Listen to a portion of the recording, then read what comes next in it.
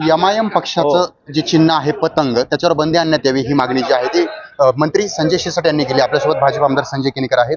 काय सांगाल, एमआयएमचं जे चिन्ह आहे पतंग चिन्ह, मकर संक्रांती जो सण आहे त्या सणामध्ये त्याचा उपयोग केला जाऊ शकतो प्रचारासाठी, असा आरोप जो आहे तो केला गेलाय।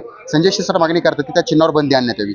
खरं तर हा हिंदूंचा धार्मिक सण आहे आणि या धार्मिक सणामध्ये पतंग उडवणं हा आनंदाचा विषय आहे आणि त्यामुळे त्याला जर कोणी प्रचाराचा मुद्दा करण्याचा विषय करत असेल आणि प्रचाराच्या मुद्द्याच्या दृष्टिकोनातून त्याला सोशल मीडियावर फॉरवर्ड करत असेल आणि त्या मुद्द्यानेच प्रचाराच्या मुद्द्याने जर त्याला कोणी उडवत असेल तर निश्चितपणे त्यांनी बंदी घालावा हा विषय त्यासाठी आहे। परंतु निश्चित हा धार्मिक सण आहे आणि पतंग उडवणे हा एक धार्मिक सणातील एक हिंदूंचा आनंद उत्सव आहे। बरं, पण विरोधक उद्या तुम्हाला असंही म्हणतील की तुम्ही देखील देवावर कमळ फुल वाहू नका, प्रत्येकाच्या हातामध्ये घड्याळ आहे, मग ह्या चिन्हाचं काय?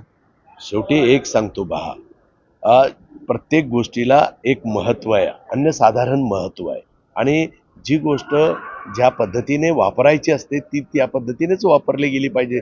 कोणत्याही गोष्टीचा जर प्रचाराचा मुद्दा आहे, आता सगळीकडे आपण नावं झाकतो, सगळ्या बोर्ड झाकू लागलो, याचा अर्थ ती सर्वसामान्य माणसाच्या जीवनातल्या चलनातल्या ज्या वस्तू आहे त्या जर चिन्ह म्हणून आल्या तर निश्चितपणे त्या प्रचाराचा मुद्दा होऊ नये आणि त्या माध्यमातून त्याचा गैरफायदा कोणी घेऊ नये यासाठी आहे। पण त्या चलनात आणू नये, त्या वापरू नये असा काही कायदा नाहीये आणि त्यामुळे जर ते चुकीच्या पद्धतीनं त्याला वापरायचा प्रयत्न करत असेल निश्चितपणे निवडणूक आयोगाकडे जाऊन त्याला ठोकण्याचं काम करू। बरं, पण मग तुमची मागणी गोठवण्यात यावं, हे चिन्ह बंद करण्यात यावं, बंदी आणावी असे काय म्हणतात?